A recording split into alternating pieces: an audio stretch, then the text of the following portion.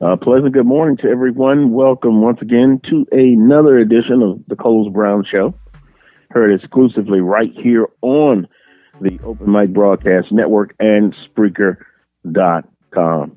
Today's guest menu looks like this.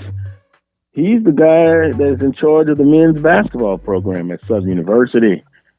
Coach Sean Woods will join me in hour number one. Also in hour number one, Corey Diaz of the Monroe News Star. He'll join me as well in hour number one. Hour number two, of course, the usual cast. Coach Van Tenaway will join me in hour number two. And then last but not least, Brandon DJ Jones of HBCU Game Day. He'll join me coming up on today's Coles Brown Show, heard exclusively right here on the Open Mic Broadcast Network and Spreaker.com. Here's the segment where we just say simply what's trending on the Coles Brown Show. Boy, in a sad situation, Ariel Freeman, the Purview and the Department of Athletics, is deeply saddened by the untimely loss of Ariel Freeman, who passed away at her home in Richmond, Texas on Wednesday. She was 22 years old. Ariel was a fine young lady and worked hard during her time in our sports medicine program. Purview A&M Assistant Athletic Director for Sports Medicine, C.J. Potter, said it was a kick in the gut to hear the news, knowing that she had big plans for her future and so much life to live. Especially in times like these, it is important to remember how every day is a gift and tomorrow is promised to no one. We will miss Ariel, and we send our condolences to the family and friends. And the same here with the Coles Brown Show and the Open Mic Broadcast Network. Oh, that's tragic. New Orleans native, I believe, and just unbelievable. Just unbelievable. Carte -A R-E. Wow. Gordon is transferring to Grambling State University. A big name, and also got another name to talk about as well. But he's a former ESPN 100 and four-star power forward. And we're going to get the correct pronunciation of that name. Carte -A-R-E.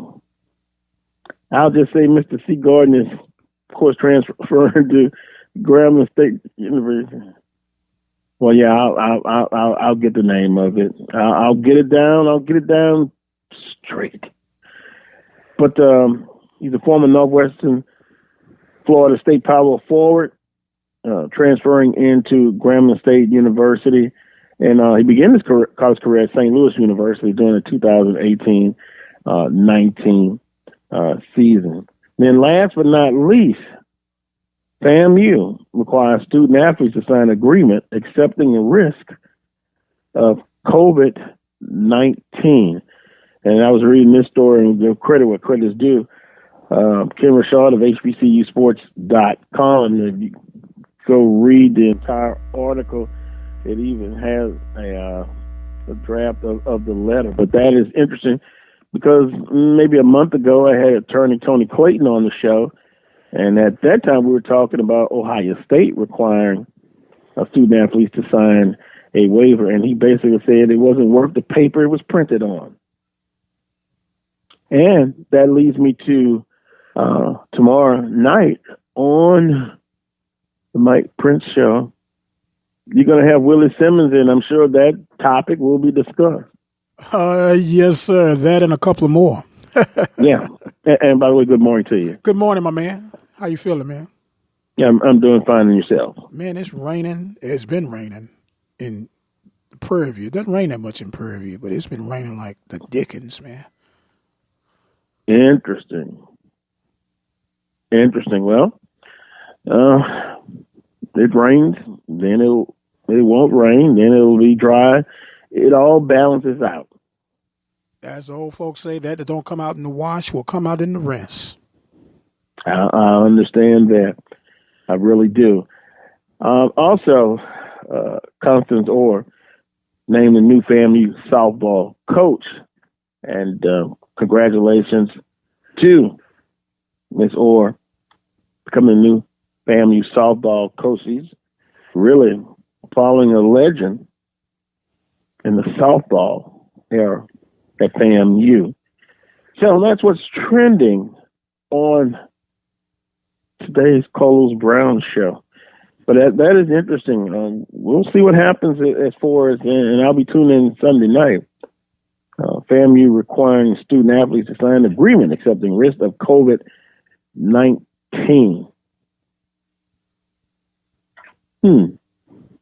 And I guess if you're a student athlete, and if you're a parent, say you have a student athlete that's going there for the first time, a freshman, maybe not quite 18, parent has to accept responsibility. And there's also responsibility accepted by the university to make sure the protocol is followed. Reading social media, a lot of you have said you wouldn't do it. You wouldn't sign a waiver. You just wouldn't do it.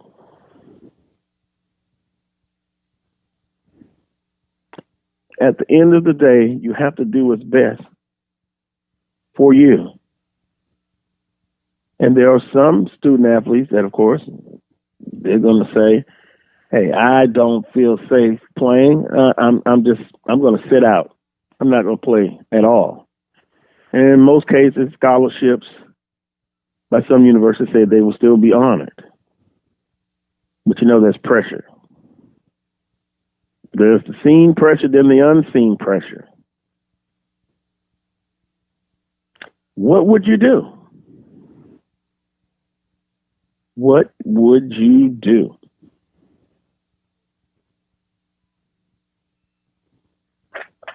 We'll be following that story. Coach Woods will join me at about 10:35.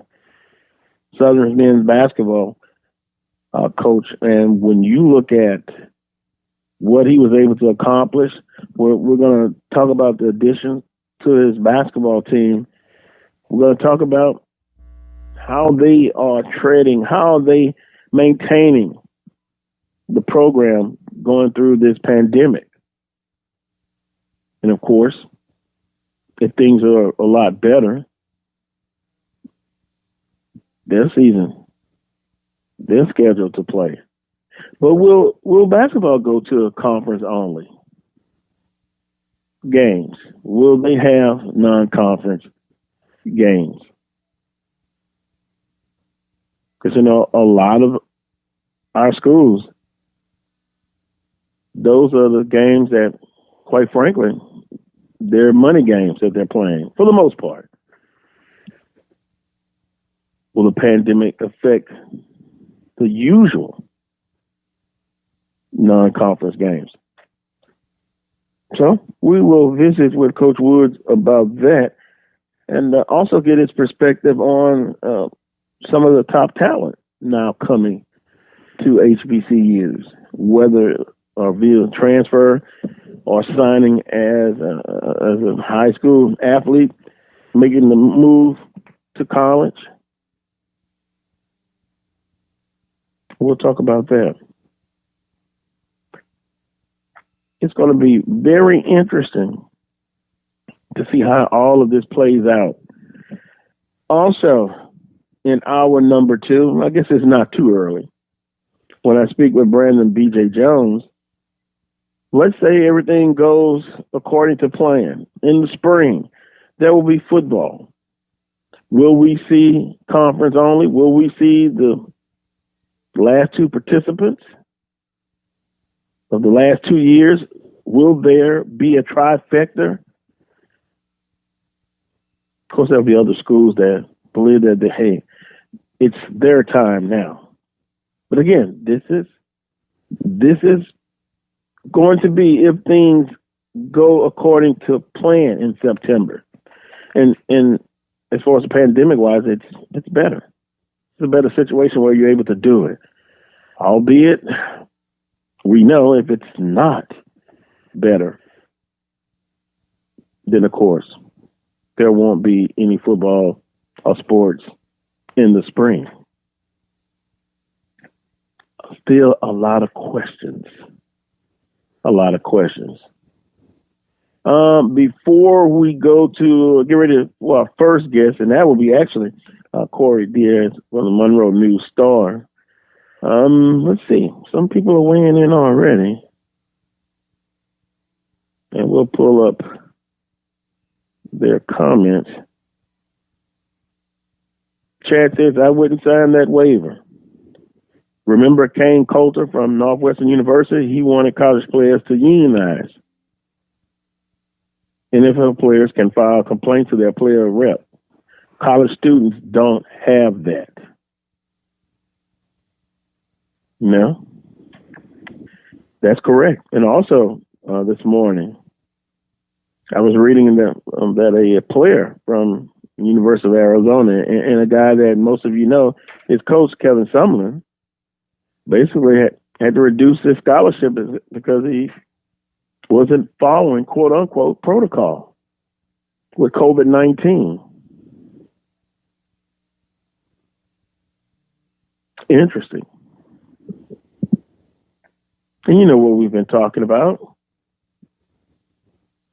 Power 5 teams, it's all about getting those players ready in spite of a pandemic, in spite of African Americans and brown people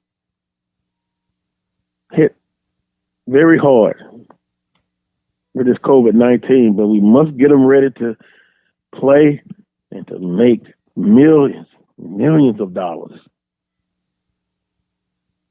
for our universities. And they say the student athlete, that's their number one concern. Yeah. But it's all about the Benjamins. Just my humble opinion. Chad, I agree. Thanks for that input.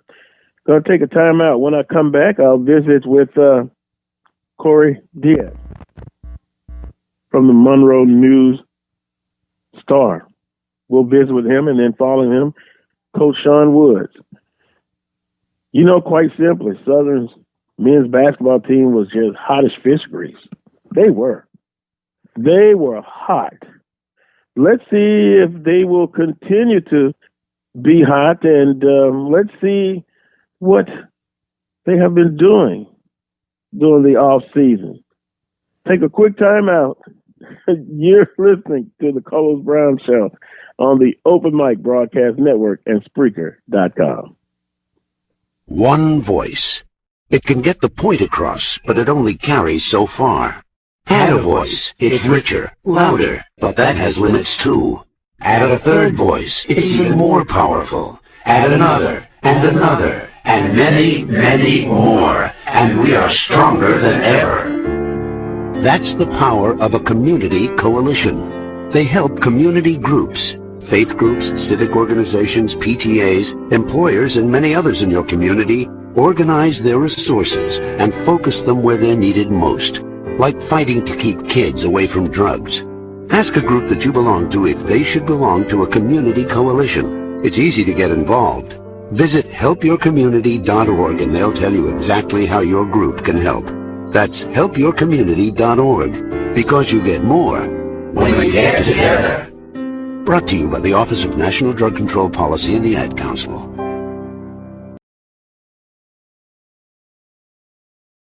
One voice. Hello, I'm Dr. Mike Prince, the pastor of the Temple of Refuge Ministries located in Prairie View, Texas.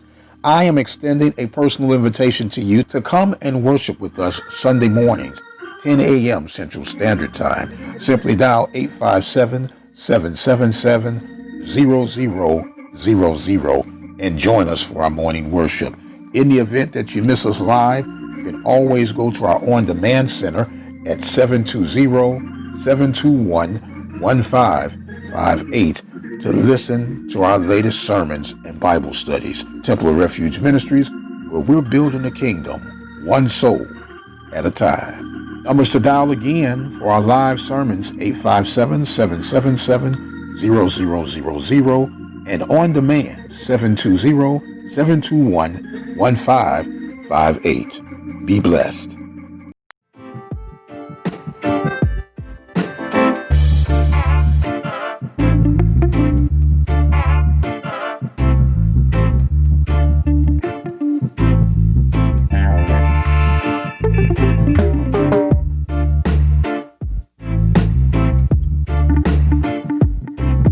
Welcome back to this week's edition of the Carlos Brown Show, heard exclusively right here on the Open Mic Broadcast Network and Spreaker.com. Today's first guest, Corey Diaz from the Monroe News Star. Corey, how you doing, brother? Guys, what's going on? Long time, no talk. I know we were talking before we hopped on here, and I'm glad to hear that you guys are all safe and well. So that's always good news. Well, appreciate it, and as always, you and yours doing well? We are, man. We are. I'm actually. It's funny that you guys wanted me to hop on today because I'm back home seeing the family for a few days back here in Alabama. So it's been good. Hadn't seen them since Christmas. So you know, everything that we've kind of been dealing with, you know, since the spring. It's kind of kept me from being able to come and spend a little time with them. But I actually was able to sneak out here for a few days for I think we're actually going to start getting some football practice this coming week. So I think we're about to get back into it. Well, there's nothing like family. So enjoy yourself. Our conversation, I guess I'm going to start, Corey, with the Swac decision to postpone fall sports to the spring. So kind of get your initial thoughts on just that decision by the Southwestern Athletic Conference. Yeah, you know, Carlos, I'll be honest with you, man. You know, initially, you know, I didn't really know what to think of it. You know, going from, you know, most SWAC schools play, you know, at least a 10-game schedule, you know, in the fall from, you know, either right at the end of August or right at the beginning of September, you know, through the month of November. And you know, then moving it back to the spring of next year in 2021 and then playing, you know, at minimum 6 games, possibly at most 7 games. Initially, I didn't know what to think, and I didn't know how much it would benefit, you know, the student athletes, the football players in the SWAC conference. And, but the more and more I thought about it, and the more and more people that I talked to, you know, in and around the league, I actually think this is actually a really, really good plan that, you know, that Commissioner Charles McClellan, you know, laid out. You know, I think, you know, the SWAC has an opportunity here, you know, with moving their football season to, you know, basically to, you know, what I think will be possibly, because they still haven't released the dates yet, but I would venture to guess maybe a mid to late February start to their season, and, you know, and end it sometime in April. And they have a really big opportunity here. You know, I think with them as of this moment, you know, being the only conference that will be playing, you know, their football in the spring, I mean, they could reopen some TV deal negotiations and maybe sign something, you know, with one, you know, or multiple networks, you know, and, you know, really give them a lot of leverage, because again, you know, with them being the only player at the table right now that could come to, you know, an ESPN or a CBS Sports or an NBC Sports and say, hey, you know, we all know there's 2 sports right now that are easily the most popular in the United States, and that's basketball and that's football, you know, and so we're the only product that you guys would be able to televise right now between, you know, February and April. You know, what kind of deal can we, you know, strike up here? And so I think the SWAC, you know, really played this right. You know, I think they, you know, I think once the MEAC said, you know, look, we're gonna postpone and you know, we're not entirely sure exactly what our next move is going to be at this point. You know, I think the SWAC looked at that and they said, well, obviously we lost a lot of games because there's a lot of games between the 2 leagues. And, maybe we can use this time to try to find something that's going to benefit us, and kind of separate us from from the MEAC and a lot of the other conferences in FCS too. And I think they arrived at a decision that, and I think we all kind of saw it initially afterward. There were a lot of people, a lot of national, college football pundits that were really excited about the decision. And so I think the SWAC got it right, man. Obviously, the health and safety of the kids is got to be priority number one. And I think, I talked to, obviously I cover Grambling State, so I talked to a few Grambling State football players after that decision. And, it sounded like to me with talking with them, they felt like the conference made a decision that really put them at the forefront of that decision, and I think, when you look at, the SEC and the ACC, who's, released their kind of plans for the fall, this past week, and then obviously you think about the Big Ten, the Pac-12 and what they've decided, a few weeks ago.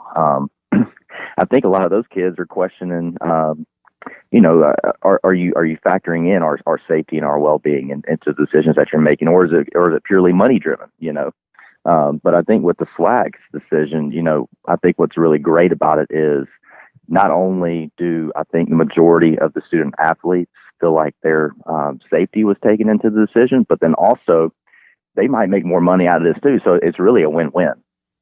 Yeah, and it allows the conference some flexibility. Student athletes, you could come back and revisit in the spring, and albeit you have multiple sports that are going to be going on. As one person told me, that's a good problem to have, actually, and it's doable to having all of the sports now played at that time. But and also with the conference, Corey, it does allow that if the COVID cases have not gotten better, then you still have the flexibility to say, hey, look, no, student athletes are important, students and support staff.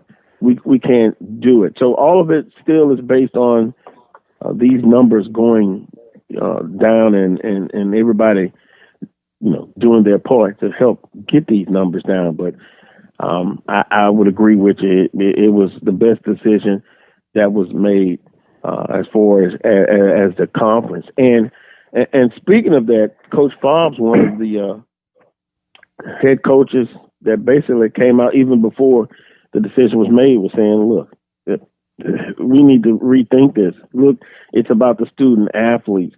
And so I'm sure you've talked to him. Coach Fobbs was right on the money as well.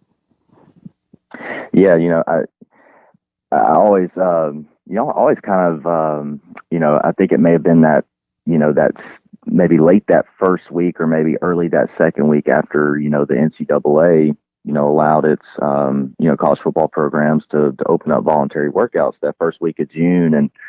And Fobbs took to Twitter and he had said that, basically it said, I'm paraphrasing here, I can't remember exactly verbatim what he said, but he basically said that the workouts needed to stop because there were too many positive tests, around the country in these particular football programs. And he's like, you have to remember that this is someone's child. This is a mom and a dad's child somewhere. And they, in a normal year, when we're not dealing with, a global health pandemic, these families are still entrusting, these coaching staffs at these schools to take care of their kid, and nothing changed, and in fact, you could even argue the point that, with what we're dealing with now, that particular notion has been ramped up, because, the last thing you would want is for, one of these players on the football team to get sick, and to get, critically ill or obviously even worse than that, that's something that, I think a lot of people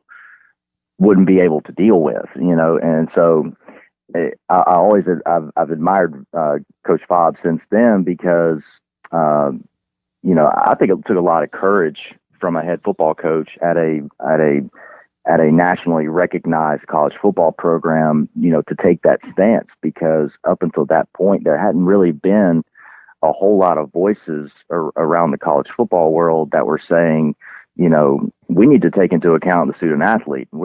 It's because at that point, all the conjecture had been, we need to have football. We need to have football. And it wasn't really about, what are the guidelines and what are the protocols? How are we going to keep kids? How are we going to keep the coaching staff safe and things of that nature? It was just all about, how soon can we get college football back?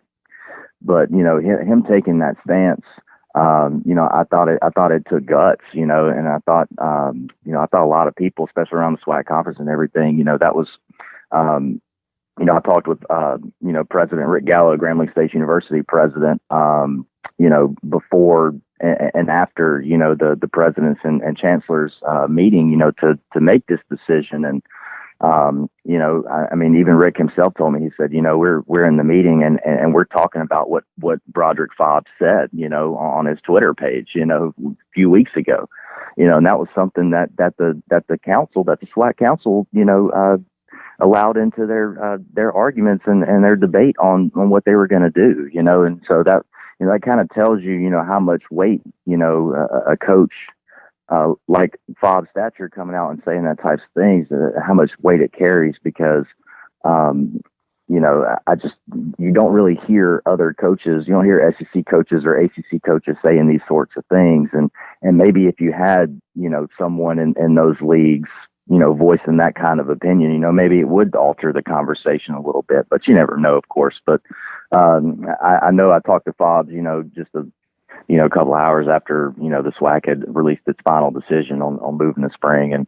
And he was very happy, and he was very excited about it. And he said he thinks Charles McClellan and the SWAC, council got it right on all fronts, from a player, safety standpoint, again, this also, the delay in the start of the football season also allows these schools, more time and opportunity to, just continue to bolster, what they're going to have to do, in terms of sanitation and things of that nature. So, it's really just, it's a really good move all the way around, because, again, the last thing anybody wants is for, a player to get sick, or an assistant coach to get sick, or, a member of the training staff at these schools to come down with COVID-19, and then, because then you don't know what you're going to do. And then it might be a situation where, things get completely shut down, and definitely no one wants that again. So, it's just a win-win all the way around. I know at Grambling State, their camp, they're very excited about it.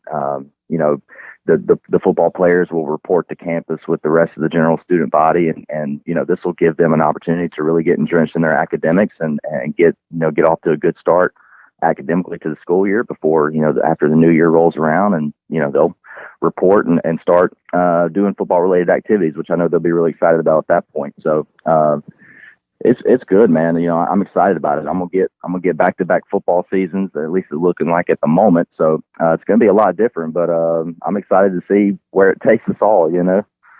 Yeah, some unknowns, some uncertainties, but if it all goes off according to plan, you'll be a busy young man, Corey. Will you get any help with some of your coverage?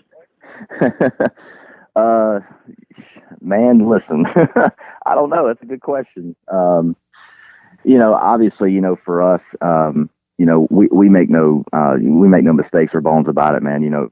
Football is what drives us, and then, when Grambling's, teeing it up, man, and they're playing football, man, we'll probably be there at every football game, man. We're going to make sure we give, Grambling State, football program the proper amount of coverage and exposure, the type that it needs. And, and then we obviously will adjust from there. The spring's going to be interesting, man. We'll have Grambling State football and obviously I know you guys know this too, but, I cover Louisiana Tech as well. And Louisiana Tech's baseball program is it's a big thing for us in terms of coverage. And, Louisiana Tech, they're going to have a, brand new baseball stadium in the spring of 2021. And, at the end of that year, they're going to host the Conference USA baseball tournament, which is a big deal for them and that program in the athletic department. So, yeah, man, spring 21, I might have to get you to drive up, man, every now and then and just help your boy out if you can. Well, and I believe it or not, and shame on me, I've never, ever been on the campus of Grambling State University. That is shameful. Wow. That is shameful. Well, but you know, I don't know, the Bayou Classic, and oh boy, so many uncertainties. How a Bayou Classic, perhaps in late spring? That's interesting. Yeah, I tell you what, man, the prospect of a Bayou Classic in April is is something that excites me more than just about anything else. I mean, you know, because again, you know, every year the Bayou Classic weekend is something that you know, it's really the highlight of football season for me every single year, and you know, usually that Saturday after, you know, Thanksgiving is, you know, again, it's to be in New Orleans and walk around and see the black and gold and see the Columbia blue and gold. You know, it's a beautiful sight, you know, but to now think about, you know, maybe seeing it, you know, in April when, you know, the weather is just so nice outside, you know, and you know, if we can get the COVID-19 numbers to a point to where we can, you know, do this as close to normal as possible, you know, I mean, I can't think of a better situation. And again, you know, it's possible too that, you know, this game might be played on one of the school's campuses. I know it's supposed to be a Southern home game this year, so I mean, it's possible that they play it at Mumford Stadium, and that's okay. You know, I think, you know, I think for both sides, you know, it doesn't matter where the game would be played you know, next spring, just as long as the game is able to be played. You know, I think that's the most important thing. I can't imagine going a full year without, you know, Grambling State and Southern playing each other on a football field. Like, to me, that thought right there is just, I can't mentally comprehend it. So I know the rivalry is important to a ton of people, not only just in the state of Louisiana, but, you know, people around the, you know, country. You know, you've got alumni from both schools that are scattered all over the place. And, you know, it's a game and a weekend that, you know, everyone looks forward to. So, man, I just hope at this point that we can just get this thing to happen. Yeah, I would agree. Visiting with Corey Diaz of the Monroe News Star, sports writer, covers Grambling State University, Louisiana Tech. Appreciate the time as always. Last but not least, addition of FAMU and Bethune-Cookman to the conference. What have the Grambling State coaches and players that you've talked to, how do they feel about it, and get your thoughts on adding those two universities to the Southwestern Athletic Conference?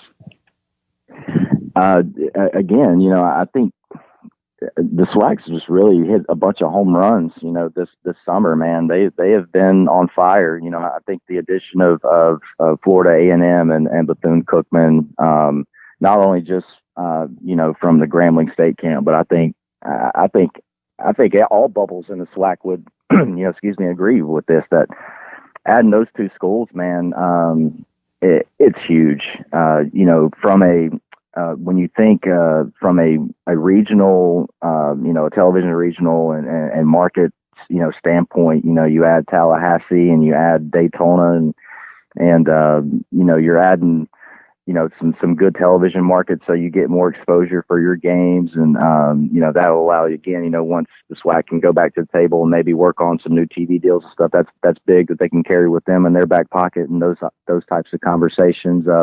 You know, but you know, when you look at on the football field, I mean, last year, I think you could make the argument that FAMU was one of the top HBCU college football teams in the country. You know, and so when you add a team of that's playing at that caliber to an already loaded, you know, football conference, you know, with the Alcorn States and the Grambling States and the Southerns, you know, those teams playing each other, you know, every year from now until, you know, there's another potential conference realignment or something. I mean, you can't make any substitute for this. You know, I know the Grambling State coaching staff and the athletic department and, you know, and the football players are, you know, excited about the opportunity to get the lineup against those schools.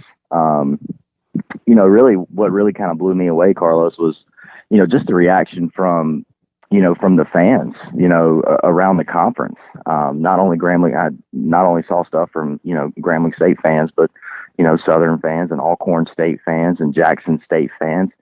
I mean, the entire league from top to bottom is just really excited about the addition of FAMU and Bethune-Cookman, and I think, you know, when you can drum up, you know, excitement for football, you know, in May, June, and July, it's only going to help your product once you're able to get it on the field. And then now with this delay that we have to the start of football, you know, I think there's going to be such a pent up anticipation for this coming football season that, you know, people are just going to be chomping at the bit to watch Swac play. And then, you know, you follow up this football season with, you know, come fall 2021, you know, obviously with our fingers crossed that we'll be able to do this at a regular time next year. And then after the shortened season, you come back and you're going to play a full one, and then you're going to have Florida A&M and Bethune-Cookman and the Swac. And so, I mean, it's just going to be nothing but there's just nothing but excitement surrounding Swac football right now. And I think, I mean, you can make the argument that, you know, there may not have been this much excitement around the league in a long, long time, you know. So I'm excited, man. I know, like I said, I know the Grambling State camp's pretty pumped up about it. They're ready. They're hoping.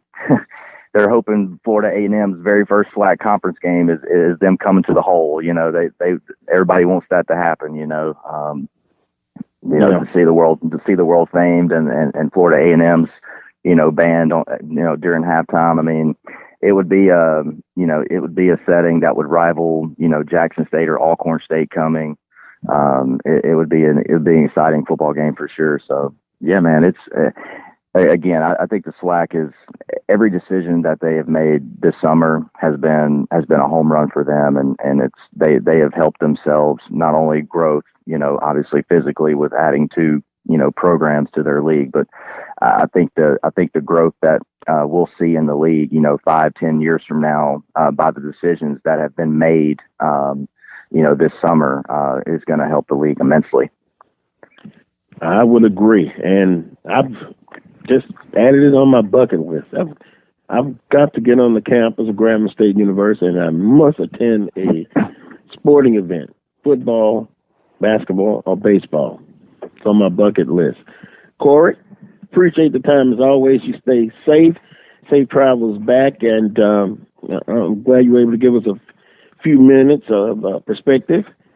And tell the family hello and enjoy yourself. You guys too, man. I appreciate you guys. Appreciate your time, and you guys take care. And you know, the only thing we can do now, right, is just take care of ourselves and take care of our families. So I'm glad to hear you guys are safe and well at this point. And if you guys ever need anything from me, just holler at me. Will do. Appreciate it, Corey. Thanks a lot. That was Corey Diaz of the Monroe News Star joining me on today's show. I'm going to take a quick time out, transition. Coach Sean Woods coming up next. You're listening to the Carlos Brown Show on the Open Mic Broadcast Network and Spreaker.com. I present to you 3 of the fiercest subjects ever assembled in the cage of doom. First, the brain-wrenching behemoth, Algebra 2, weighing in at a mind-boggling 800 pounds. Foreign languages! The multilingual international sensation capable of tossing you clear across the Atlantic. And finally, biology. More ferocious than formaldehyde, she'll dissect you 1 chromosome at a time. Who among you will step up to their challenge? Yeah, I'll do it. Me too. I'm in. Sign me up. Take on the tough classes now. You need them to prepare for college. Find out which classes you need at knowhowtogo.org. Brought to you by the American Council on Education, Lumina Foundation for Education, and the Ad Council. Hello, this is Alonzo Hardy Jr., the president of the Swac Alumni Association. The Swac Alumni Association is an organization founded on December 10, 1999, at the Sheraton Hotel in Birmingham, Alabama. Its mission is to serve as a rallying ground for individuals who have made the Southwestern Athletic Conference the illustrious conference that it is today. Its membership is open to former student athletes who played in the conference in any sport, as well as to coaches, athletic administrators, staff members, game officials, and fans. Annually, The association holds a Legends Awards and roast banquet or luncheon where it honors individuals with Lifetime Achievement Awards, a Chuck Prophet Wackenmaster Award, and occasionally a Distinguished Service Award. Proceeds from that event help to finance degree completion scholarship at yahoo.com.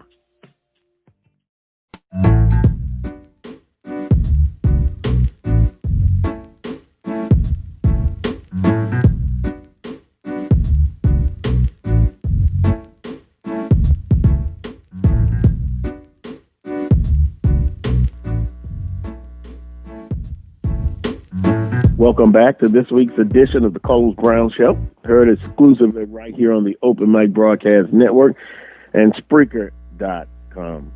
Guest number 2 of today's show, he's in charge of Southern University's men's basketball program, none other than Coach Sean Woods. Coach, good morning to you, sir. Good morning. Good morning. How you doing? Good, man. Just hanging in there, man. Doing this time, school's about ready to start up, so I'm kind of getting a little antsy just to see my guys. I haven't been able to see them since March, so hopefully I can see them and keep them, and we can get on with the process at hand that they kind of stop early spring.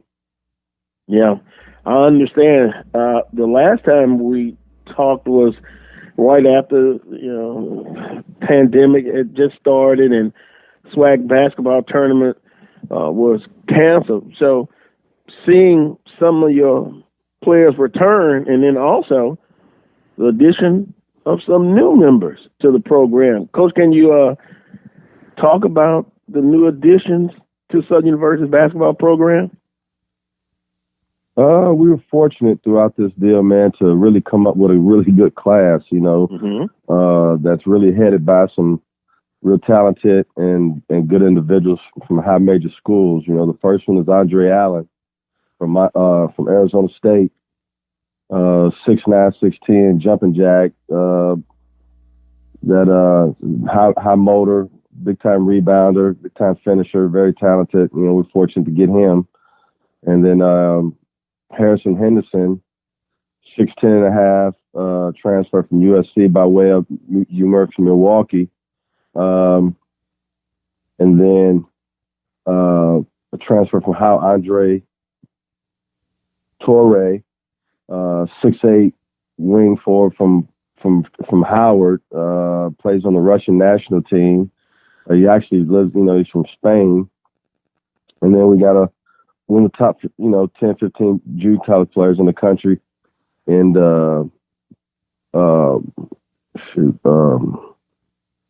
how do you pronounce it? Sam Kelo? Sam Kelo. Really? Yeah, Sam Kelo. He's from Nigeria. Tough, rugged, wing kid that, plays with a high motor, can score at a high level. Major offensive rebounder, tough defender with size. And then we have my son who's very heady, who really knows how to play. We're fortunate to get him. He was thinking about he was getting recruited by some other high mid majors and decided to come play for Dad. So I'm blessed to have him also to round off our guard play that we're very deep and got coming back. So he adds some stability, playmaking, and also can shoot with range. So I'm very ecstatic about our class. And then we got some transfers that are sitting out that we got too. So it's going to be great from what we got coming back. We got everybody back. We only lost two key guys, and that was Amel Kokovic and Darius Williams. Yeah. Well, Coach, we knew at the point last year, Southern University, one of the hottest basketball teams in the conference. What was it, 8, 9 in a row, 10 in a row at the end of the season? Our last 16, last 8 in a row. Yeah. Well, we'll talk a little bit more about that before our interview is over with, because it was very interesting how the whole end of the season ended, and of course with the pandemic.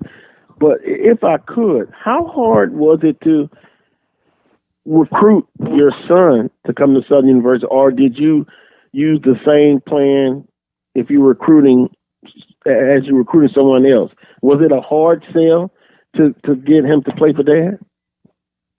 Yeah, it was. To be honest with you, he wanted to go do his own thing, and right. Dad played at the highest level, and his brother played at TCU, so he wanted to try that. You know what I mean? But then he realized, hey, who would I rather play for, my dad or somebody that I really don't know? And my brothers, his brothers on my staff also. So it's from a comfort standpoint, and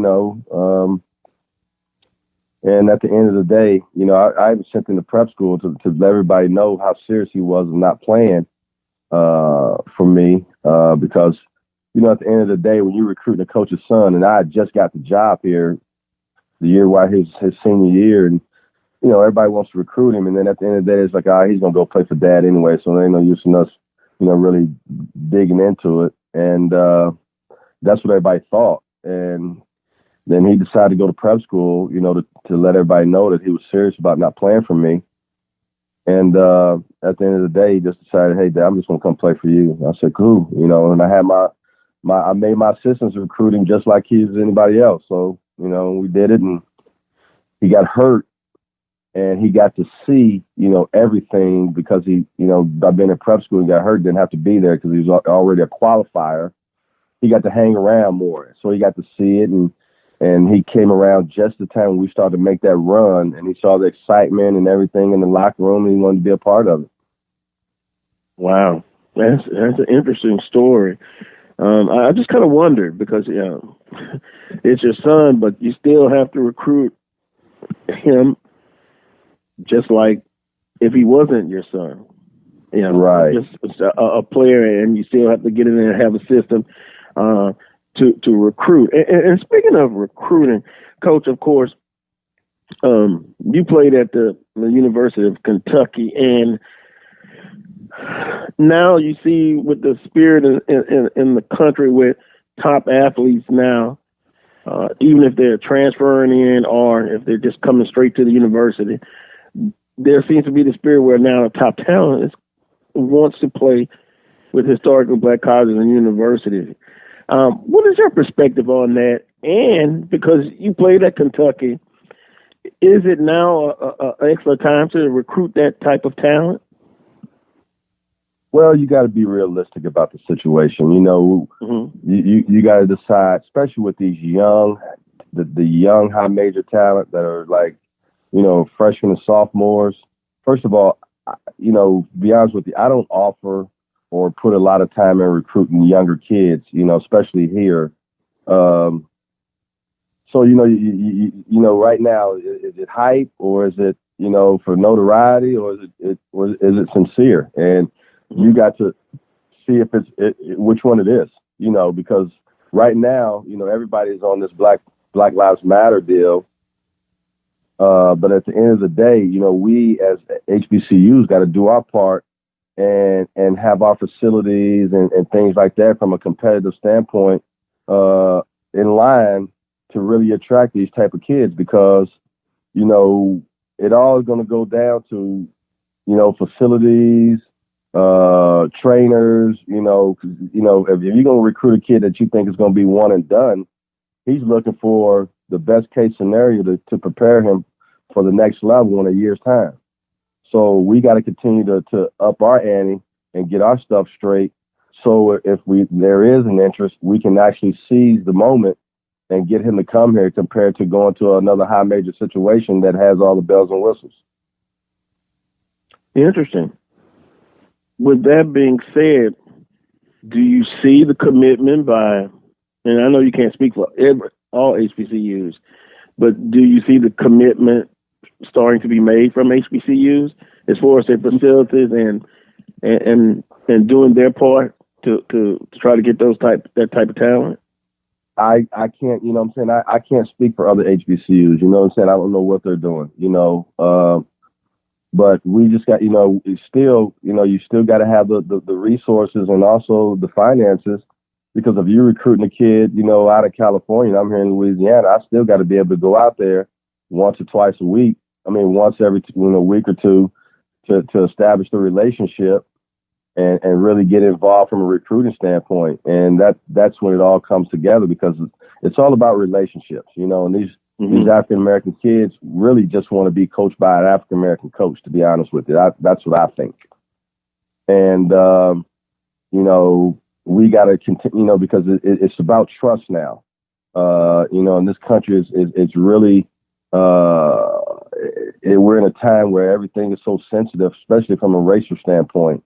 And these young kids and their parents and their AAU coaches are looking for relationships, trust. And I think that's more than anything else right now, is really want to be coached by a black coach. And then, that black coach has still got to recruit against another black coach, and who's got most to offer to that kid. And that's what it's going to come down to. We're visiting with Coach Sean Woods, men's basketball coach at Southern University, here on the Carlos Brown Show.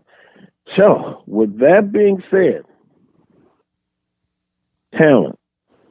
HBCU is getting some of that talent. Getting talent in and then developing that talent. Now, Coach, I still think that's also so important. Once you get student athlete in, developing him, and so when he has the opportunity to get that degree in hand, then he looks back from an athletic standpoint. He can say, look, I remember when I came in, and now my career is over. I can see the improvement. Isn't that also what it's all about? The development of that kid from an athletic standpoint and basketball standpoint. Well, you got to remember now, most of these kids think they're pros right now. So if you talk about, they think that, Coach, but yeah. But this is a thought process. That's the reason why you look at the transfer portal and there's over 1,000 kids, because everybody thinks they're a pro, and we live in a microwave society. And if they're transferring from high major schools because they're not getting what they want, whatever it may be, what do you think they're going to do when they come to an HBCU and don't get what they want? They're going to leave too and transfer up. There's still kids at HBCUs and smaller schools are transferring up, especially bigs. And, we make our living on transfers. I make my living on transfers because I want somebody to, have a chip on their shoulder because it didn't work out or feel like they didn't get a fair shake. And then they come here and play for me, and they end up having a really good career. And I'm going to make sure they graduate, because I have a 100% graduation rate, and that's 12 years being a head coach. So the academic piece is going to have that's going to be. But they're more looking for, the instant gratification of trying to get to the NBA. And they're going to go to a place where they think that they can, get to that place more so than the academic piece. Right now, like you said, you see all these high major guys going to these high major schools. They're looking to go to the NBA. That's their main objective, especially at that level. So they're going to, that's got to, what we're not understanding is that's got to be in place too at all of our HBCUs. Do we have everything that they need, from a training standpoint, facility standpoint? I come from the school of Rick Pitino. I got 27 guys playing professional basketball all over the world. And I've taken guys that weren't very good. So I'm known for improving and getting guys better. That's nothing new for me. But I'm just talking about as a whole with HBCUs, we got to have all our ducks in a row to really attract, because those kids still got to come on visits. And they're going to take another visit to another high major situation too, not just us.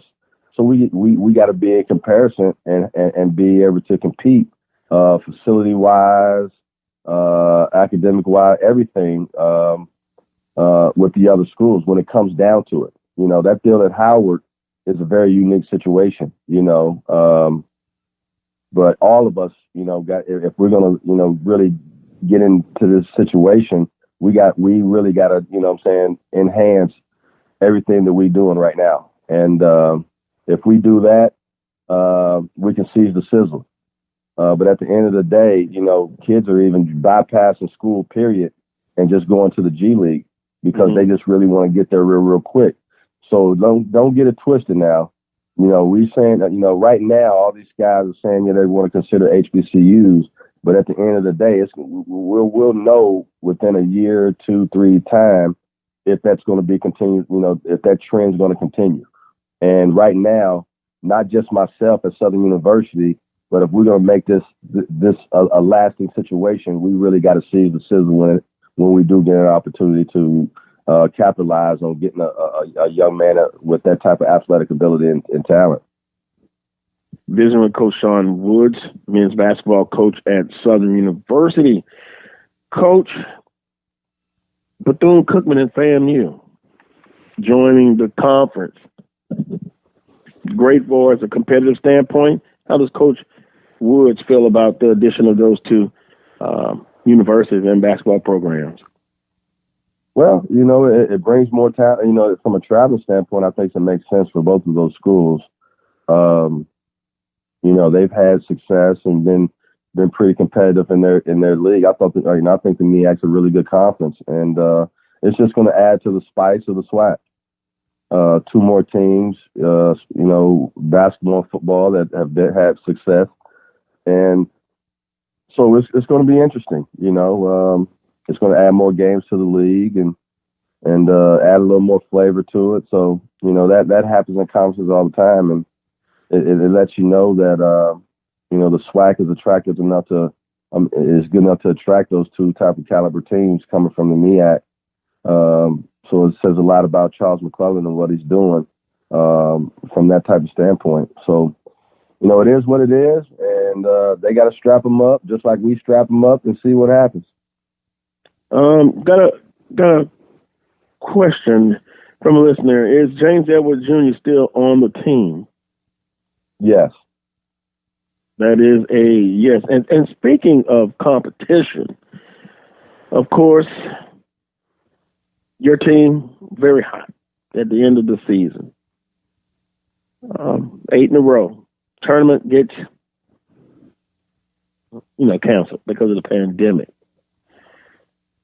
Prairie View and Dr. Prince have this running situation as far as, and I've asked Coach Pettaway and just others, their opinions on this.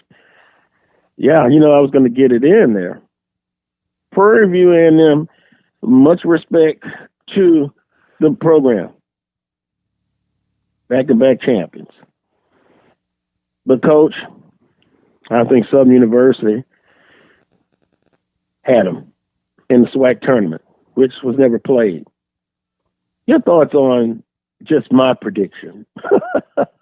Well, not just Prairie View, but anybody. I thought we were the hottest team in the SWAC and one of the hottest teams, not only the SWAC, but in the country. And I thought we proved that coming down the stretch. We beat every team, every top team in the league coming down the stretch convincingly. I just thought we were hot and we were rolling at the time, and I didn't think nobody could stop us. That's just my opinion. But, we didn't get a chance to play the games, but I was just so proud of our guys. We have 14 new players. And, you got 14 new players, we saw, it was probably one of the better jobs I had done in my 12-year career as a coach. Putting this team together in a year's time and going from at the beginning, we were playing hard and we were playing tough and good, but we didn't know how to win because we were so new and the pieces that we had. But finally, when we finally got it, we lost our first 3 games in SWAC play. We lost at Texas Southern, at PV, and Grambling came in and got us. And then we didn't look back after that. And then what happened was I narrowed my rotation, and we won 6 in a row. And then we go to Grambling. We're up 21-2. We end up losing that game, and we played Jackson State. Just fell on our face. So I caught a come to Jesus meeting at Jackson State. We didn't leave Jackson State's gym until almost 2:00 in the morning. And just to get this thing right. And I told them, I said, hey, this is what I'm going to do. Since some of you guys are unhappy, not playing, we're going to get to play my style again, which is going to allow me to play more players. But if you guys that, don't get it, then I'm going to go back to the rotation that I had. Well, once we did that and we start playing, pressing and being more aggressive, which allowed me to play more players, we didn't miss a beat. you know, when I came off that bench, and also, you know, Jalen Sadler came back, who was my starting point guard the year before from a concussion. Once he came back and he didn't start, he came in that second unit. We were just running people out the gym because we were so deep and we were peaking at the right time. I thought we were getting stronger while everybody else was leveling off. And, I mean, we beat everybody those last 8 games, no less than double figures. I think we beat PV 9 in overtime. But other than that, you know, we were just really posing our will on guys because we were peaking and really catching our groove at the right time.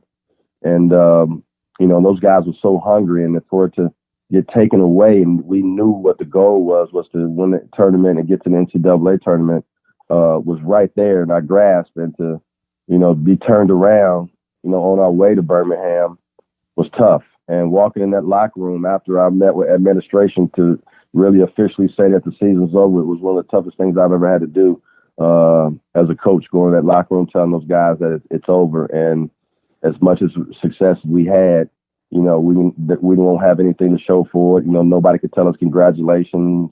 You know, there was no official end to the season. It just ended.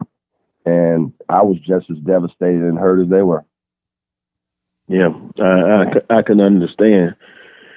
Well, we'll never know, but it's great to think about it. What could have, what if? But there's always tomorrow in this upcoming season.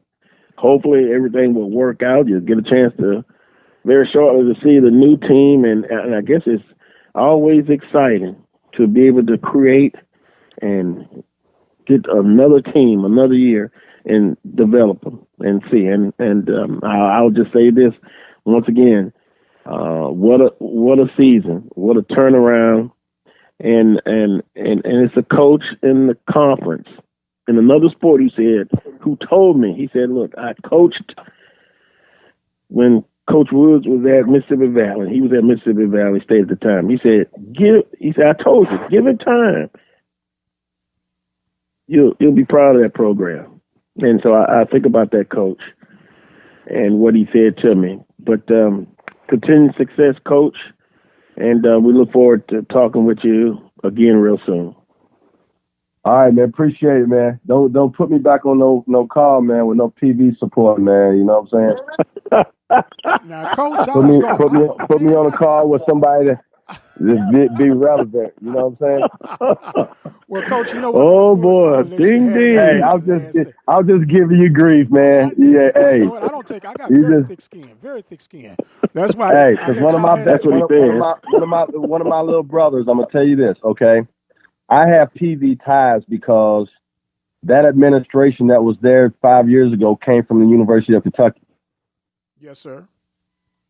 And so, you know, they guess what? We all come from the same stock. And that's when PV started to turn around, is when that administration took place. Okay. So I know what they were capable of doing. And I'm not surprised that they're at the level. The facilities are great.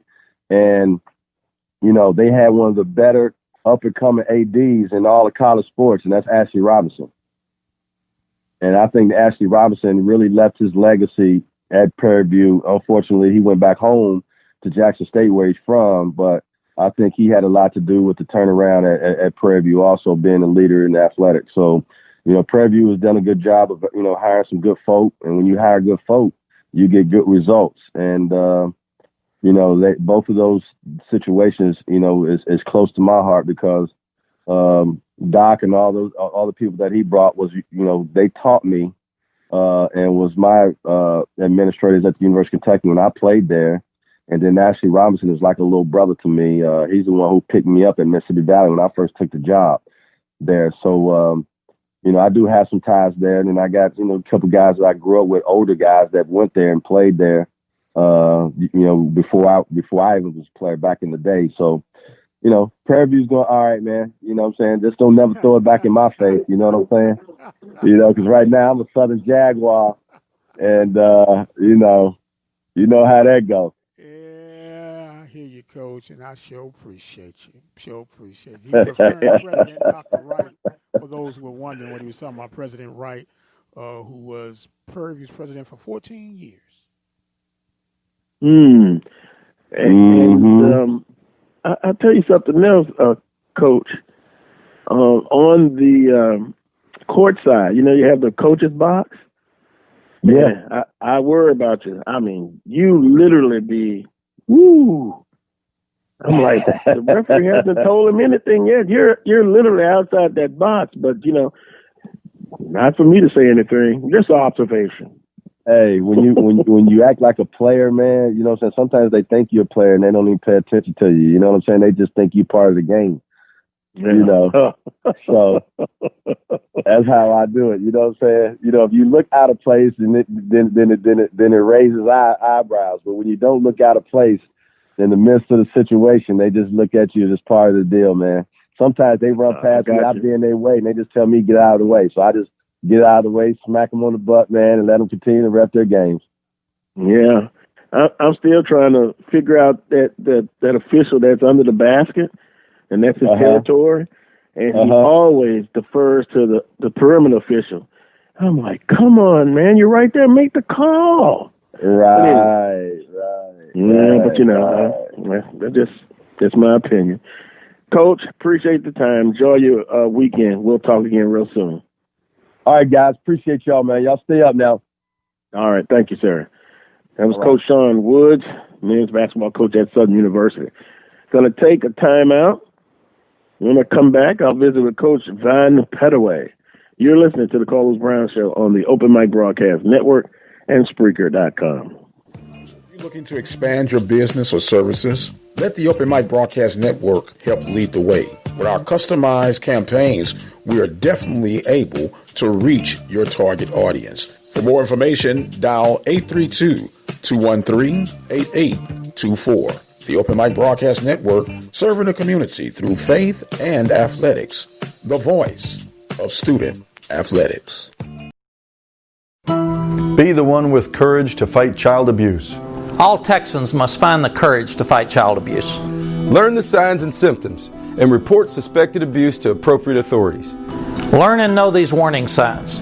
A child who undergoes changes in behavior, appetite, or routine. Watch for unexplained injuries, a change in academic performance, or loss of interest by a child in regular activities. Trust your instincts. If you suspect something, do something. If you believe a child is in an abusive situation, please call the Texas Abuse Hotline at 1-800-252-5400. Be the one with courage. To find your local Children's Advocacy Center, visit onewithcourage.org. On behalf of children, thank you. Thank you. Thank you.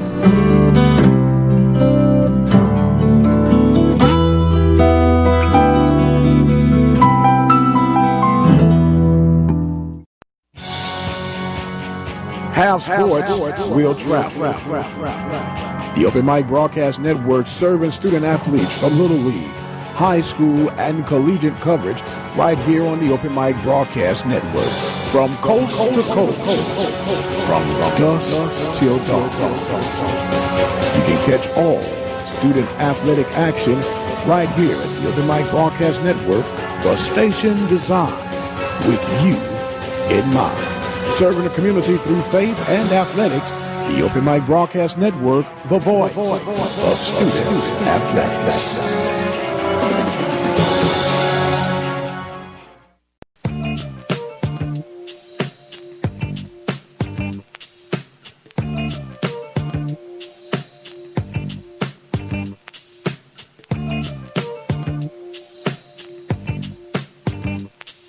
Welcome back to hour number 2 of this week's edition of the Carlos Brown Show. Heard exclusively right here on the Open Mic Broadcast Network and Spreaker.com. So I guess still trying to live down that conversation with Coach Woods. Wow. There's one thing. It was something to digest in that conversation. But let me do this. Let me introduce Coach Van Pettaway once again to the Carlos Brown Show. Coach, good morning to you, sir. Hey, good morning, Carlos. I'm happy to be here, man. You doing okay? Yeah, I'm doing fine, and I hope everybody else is doing okay also. Well, that is the golden words, doing fine. Right. Because when you look at some things, Coach, as far as Major League Baseball, the commissioner's talking about shutting it down. You got the NBA have started back, but they're in a bubble, kind of controlled environment. And then the NFL is going to try to do their training camps and get ready for a season. It's still just kind of really shocking at some of the things that are going on. Coach, how do you kind of feel about what I just mentioned, talked about?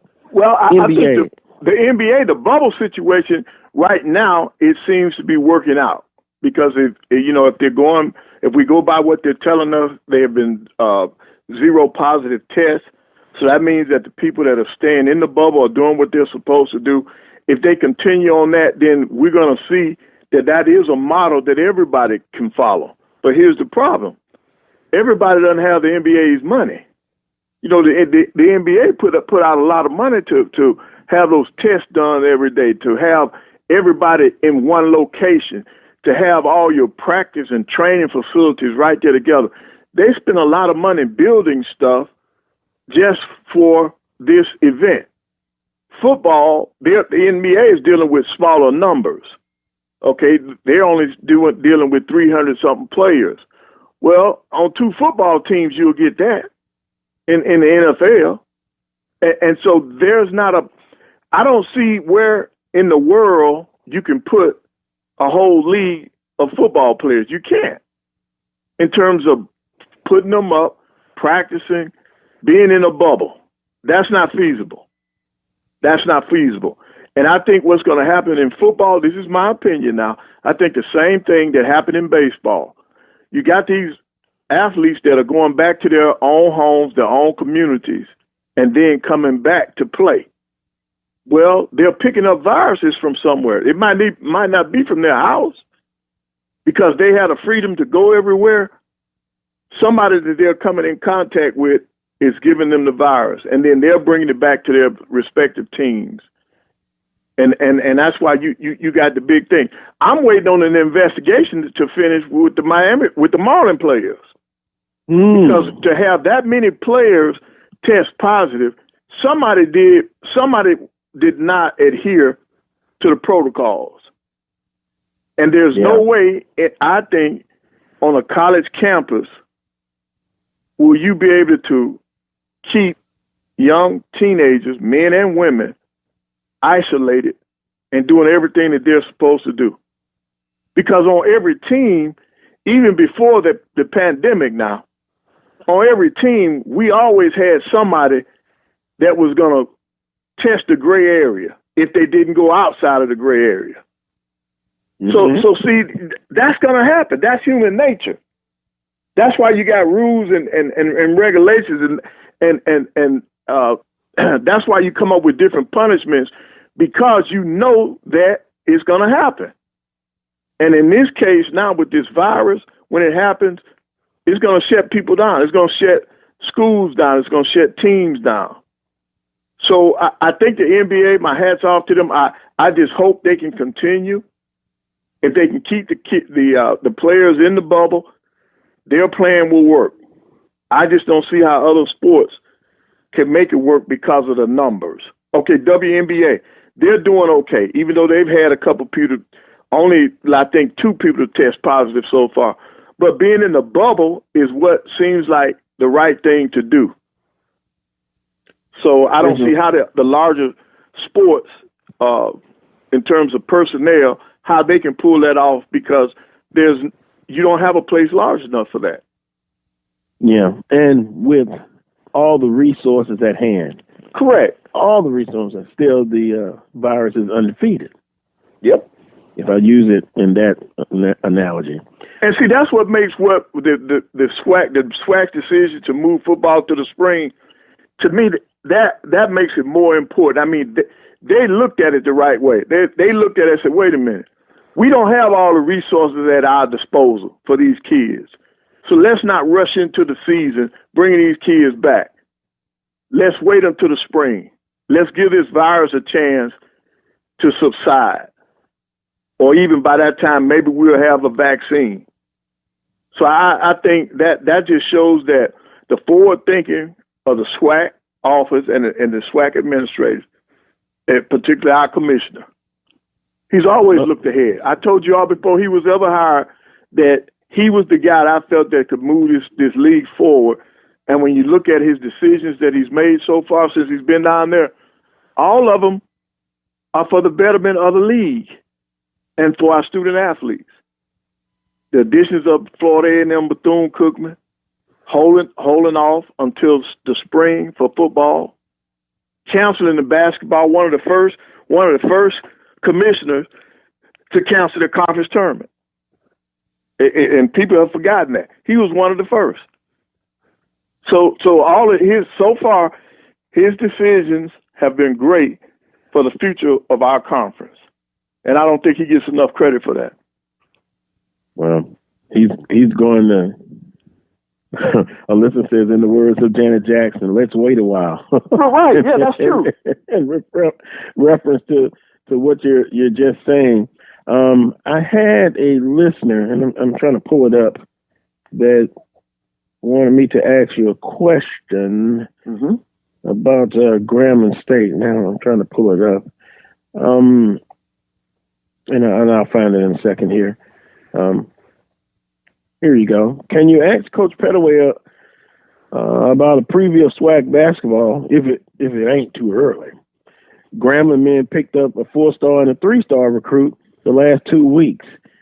R.J. Gladney, 6'7", 190 pound, 3-star player, and I got to work on the recent one. Carte, a Gordon, 6'8", 240, 4-star.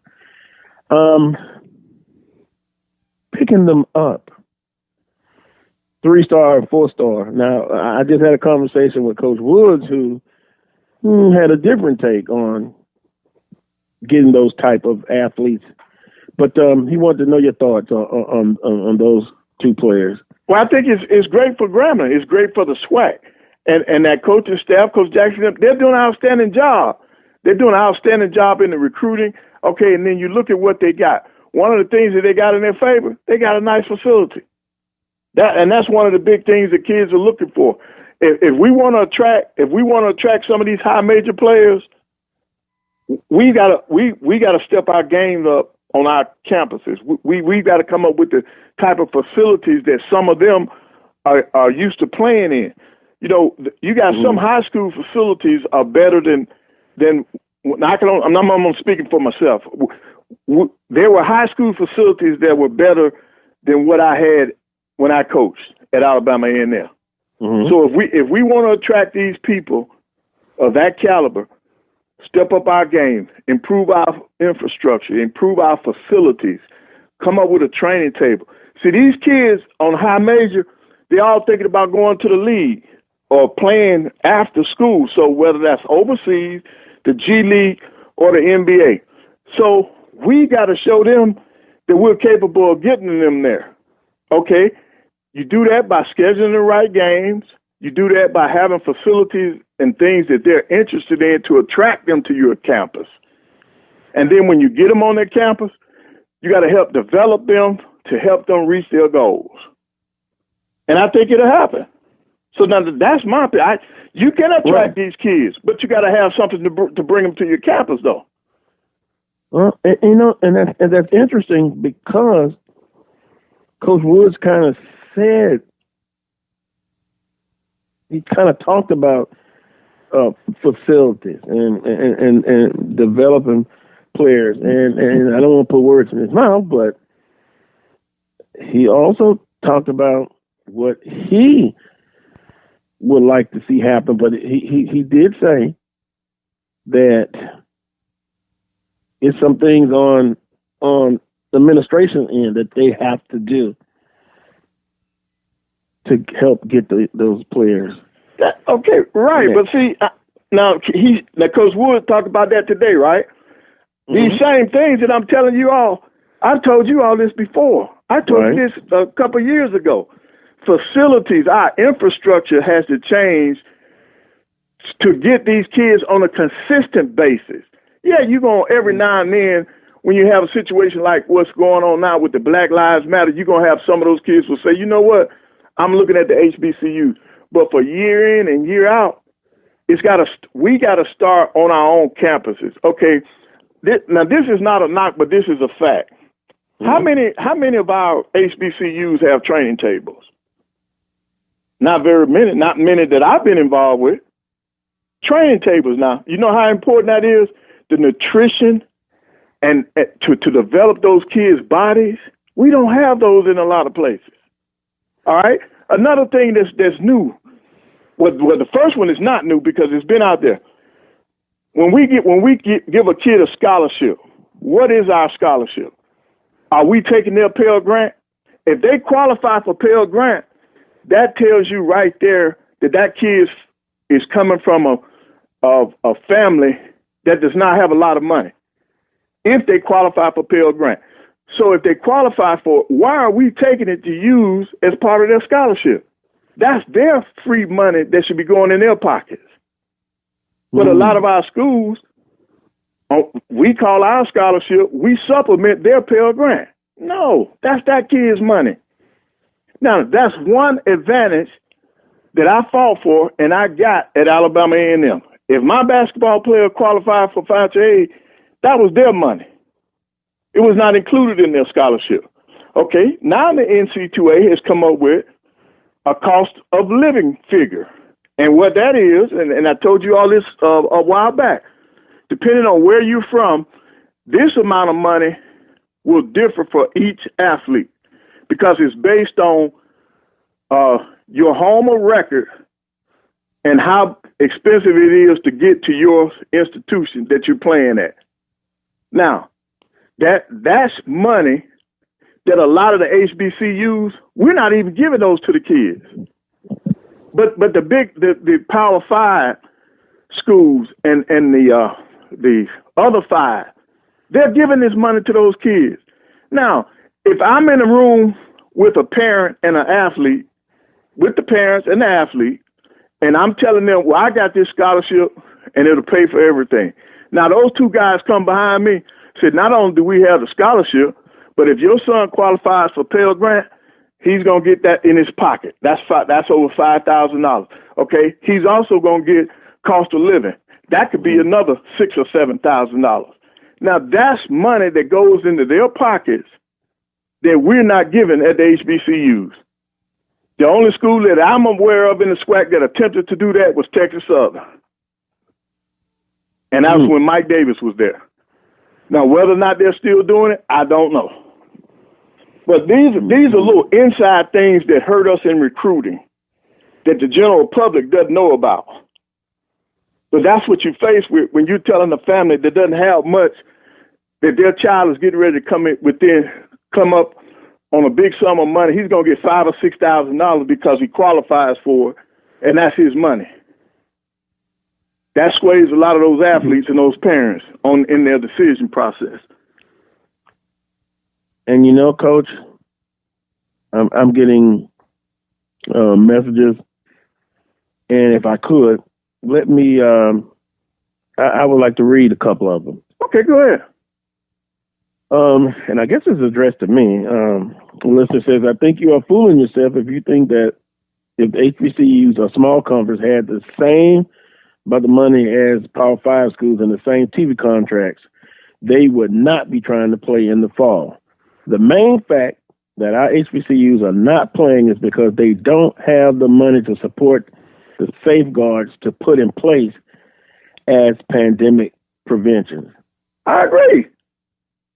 And so let me see if I'm understanding this. So if HBCUs have the money like Power 5, they wouldn't care about the student athletes. They'll still try to play. I cannot answer that question. My point is we are not playing now because we are aware that we do not have the money to safeguard these kids. That's what I've been saying all along. Well, yeah, I understand that part. Yeah, I mean, I've had Coach Banks on who point blank said he had major concerns and was saying he hoped that things would at least get, as far as football-wise, move to the spring. He came on and said that months before the decision was made. And then in terms of basketball, because you don't have to start the season anyway until November or December, they've got time to see if they can pull off a season. Because if they did basketball, they can start in January. And that gives you enough time to see where this pandemic is going. You have not put the kids at risk. And I wonder, Coach, would they decide to have a conference only with basketball? Will their non-conference games be affected? And that's what I think would actually happen. You have enough time to do conference schedule only. Because if you think about it now, our non-conference games are played in November and December. That's where our money games come from. The 1st of January, everybody's looking for conference play. So they would lose that revenue, but they would end up playing a conference-only schedule. And in basketball, I think it's doable because you got more time to see where this virus is going. And hopefully the numbers, and I'm cautiously optimistic, these numbers will start to go down, but I don't know. Right. And see, Carlos, one of the things, even though I am a basketball person, one of the things that I'm looking forward to, the Magic City Classic, Alabama State, Alabama A&M, if we were to play that in the spring where they have found out a cure for this virus, I think we would have the largest crowd that's ever been in for a HBCU contest. They're already on record for having the largest crowd for a classic. But I think by having it in the spring where more people are out and active, I think it will break that record. And that would be something to look forward to. For me in Alabama, the Magic City Classic. For you all down there, I think your Bayou Classic would benefit from being played in the spring, only if they're on top of the virus. But now, the virus if they have not taken care of the virus, no, our people not coming out. They're not crazy. Now, right, and if you look forward, you look ahead, even say 2021, 22, I think we were talking about this during the break. If everything is better, there's a vaccine, and although some people are not going to take the vaccine, they don't trust that. But let's just say the situation is better. Do you think there will be record crowds? And I say record crowds, but much better, substantial crowds at our sporting events, because people are going to be thirsty. Right. That's sporting events, and you don't have word I was going to use. Yeah, they will be thirsty for it. Yes, I do. I really believe our people will come out, because that's just like now. The pro sports are barely eking back into business, right? The TV ratings are up because people don't have anything else to watch. This is the first week in yesterday's paper. That's the first time since February or March, rather, that we had a schedule for sporting events in the paper. They had no need to print one. But now you got a TV schedule in the newspaper. To me, that's a sign. That's a step up. Because you got more and more stuff out there that's interesting people, that's getting everybody's interest. And I think that's important.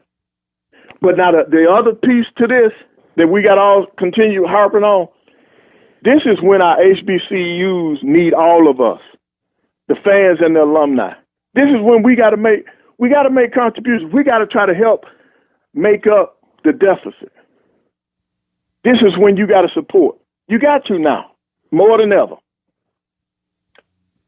Something you said earlier, a few minutes ago. Listener says Alcorn State, Prairie View A&M, and Jackson State training tables. Oh, they do. Texas Southern and Alabama A&M full financial package. None. Texas Southern and A&T were considering options, cost of living. Yep, told you. It's not across the board. Everybody's not doing it. And facility-wise, you brought that up. I haven't been to all the facilities in the conference, but in my humble opinion, there are some nice ones. They do, but everybody doesn't have one. Right, Alabama. We're high coach, Alabama A&M. Now we're getting one, but we probably have the worst facility basketball in the Swac. A 5,000 seat arena is coming, correct? Yes, coming. It's been coming since Methuselah was a pup. It says coming. That's coming. Better facilities. Alabama State. Nice. Grambling, Texas Southern. Mm-hmm. Even Mississippi Valley has a nice facility now after they redid theirs. Prairie View. Yes. Football. Jackson State. Still at A. Williams Fieldhouse. Mm-hmm. FG Clark Activity Center. Yep. Some renovations. Mm-hmm.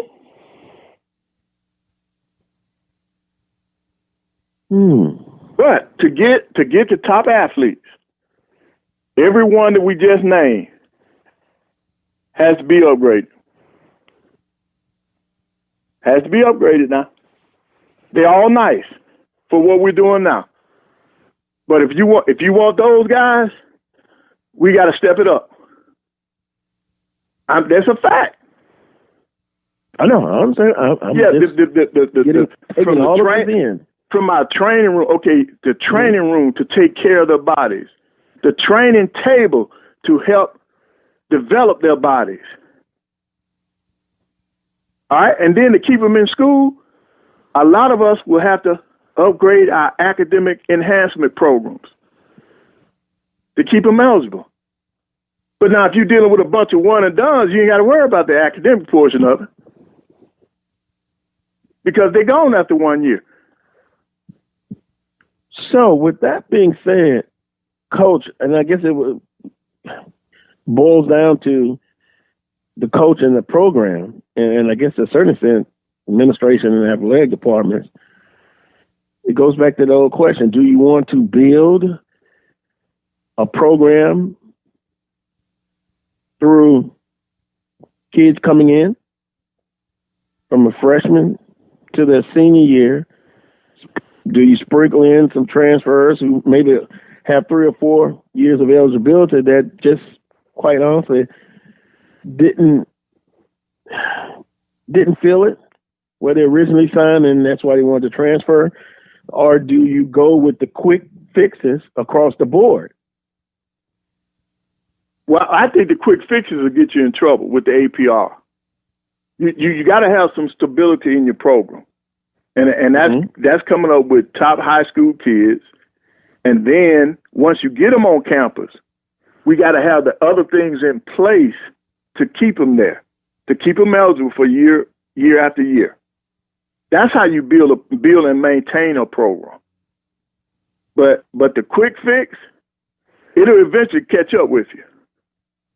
If you're dealing with the graduate the transfers and the one and done, that'll eventually catch up with you because you cannot balance out your recruiting classes.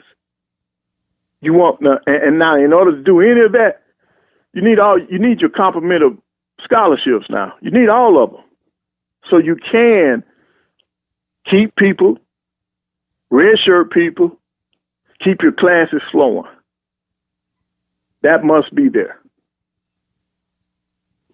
This has been an interesting conversation. I can't literally keep up. I must need someone on side of me to kind of pick out, look at the information, responses that are coming in. But see, Carlos, that's what makes being a head coach on any level in any sport so difficult because we have so many different things that we are responsible for, but you don't have the ultimate say-so on a lot of them. See, in a perfect world, everything that I just talked about, I would want as a coach. Now I can recruit with anybody. Yeah, because I still got a couple more to get in. Go ahead, Doc. Coach, let me ask you this question, sir. You got a kid. Everybody knows he's a one and done. We know he's a one and done. Do you even offer to put him on scholarship? Yes. How else you gonna get him? You think he gonna come and pay his way? The reason I'm asking that, most of these kids that are one and done, they would qualify for this grant, the Pell Grant you was talking about, right? Right. So you get him in. He does his Pell Grant deal, and I'm just using this as a strategy, possibly. Wouldn't it be a waste to put him on scholarship? No, I think you look at the overall picture. That one and done, if he's a one and done, that means he's going to help you win. That means he's going to help you increase your gate, your attendance. And perhaps even, you might even pick up more advertising dollars because people are going to want to be around this kid or see this kid. Okay. So, no, you make that investment. Number one, remember what I told you about the Pell Grant now. Why would a kid take money out of his pocket to help you? That's his free money. The government gives him that money because they say your financial situation at your house is at the level to where you qualify for this free money. So now if he's coming from that kind of environment, most of the time, 99% of the time, that kid is not getting any support from his house in terms of finances. Right. So every dime that he gets, it should be his. That's why I work my tail off to make sure that my kids I helped them get jobs so that during the summertime, so that, and I taught them about saving money. I said, this money is not for the summer now. This money is to get you through the first and second semester of next year. So let's put it up, put it in the bank, open a bank account up, learn how to do the checkbook and all this. So to make money, you have to spend a little money. So if that one and done is there for me, he's gonna get a scholarship. Okay. He's gonna get it because I want to assure that he's coming to my campus. He's gonna get on my campus. Got you. Like I said, I was just thinking out loud, and I said, well, I understand the impact that they would have, and just wondered, since you knew he was going to be there, would they just come, play for the exposure, and move on? Right. But to get him on your campus, I think you're going to have to scholarship that kid. Okay. Or I would anyway. Okay. You got it, Carlos? You got your thoughts together? Yes, sir. Yeah. No, I had my thoughts together. I was just, I'm trying to involve everybody. Right. Okay. What are they? Now, if they ask me a question, go ahead. I don't have anything to hide. Well, I know you don't. Here's one. Thanks to a listener, tell Coach to quit comparing our facilities to high schools. If we had the same tax dollars and opportunity to have referendums to get those tax dollars, our facilities could get better. Right. Oh, well, what I was saying is, and it's a fact now, some high school, and I'm only speaking for myself. Mm-hmm. There were basketball kids that I was recruiting. They had better facilities than what we were asking them to come to. And that's all I'm saying now. Right. And that's a fact. That's a fact. And you're referring to, of course, when you're at Alabama A&M. Correct. Yes. Okay. And that's why I'm saying we have to up our games. All of the schools, if we want to attract the one and done, if that's our goal, if we want some of those kids, now everybody that's coming up, high major, they're not going to be one and done. Some of those kids are going to stay around 3 or 4 years. Those are the ones we want. Gotcha. Well, Coach, it has been interesting discussion as always. I'll still be taking it in, and then even after the show's over, I'm still be thinking about all that's been said. But as always, we appreciate your perspective on basketball and other sports. I want to thank you guys for having me. Thank you for the opportunity. And guess what? As always, continue to be safe. All right. So we can talk to you again. Thank you. God bless. You all be safe. Bye-bye. All right. Take care. That was Coach Van Pettaway here on the Carlos Brown Show. Take a quick time out. Brandon B.J. Jones is next. HBCU Game Day. You're listening to the Carlos Brown Show on the Open Mic Broadcast Network. I present to you 3 of the fiercest subjects ever assembled in the cage of doom. First, the brain-wrenching behemoth, Algebra 2, weighing in at a mind-boggling 800 pounds. Foreign languages! The multilingual international sensation capable of tossing you clear across the Atlantic. And finally, biology. More ferocious than formaldehyde, she'll dissect you 1 chromosome at a time. Who among you will step up to their challenge? Yeah, I'll do it. Me too. I'm in. Sign me up.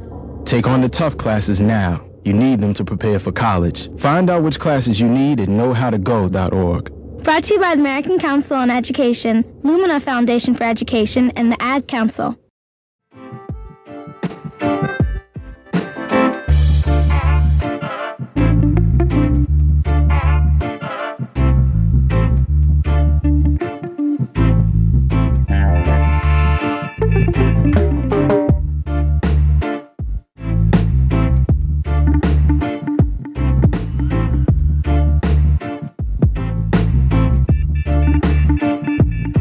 Welcome back to this week's edition of the Carlos Brown Show, heard exclusively right here on the Open Mic Broadcast Network and Spreaker.com.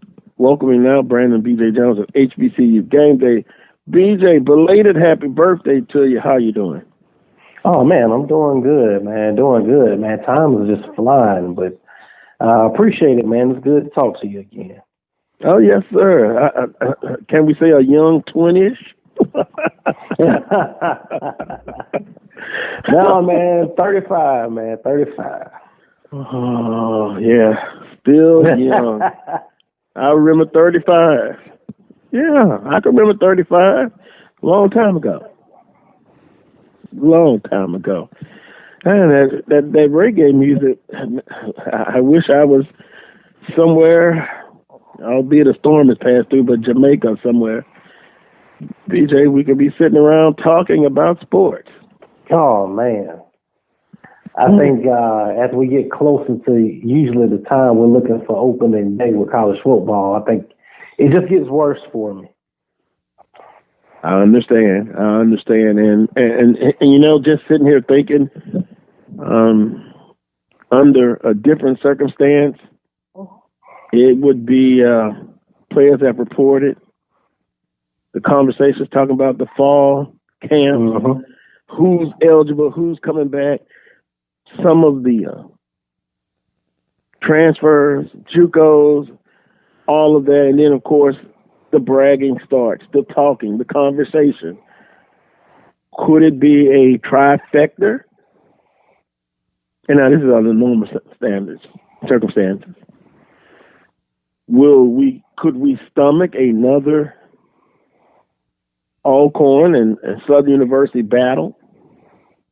But having you on for the spring, and again, saying that if all things are good,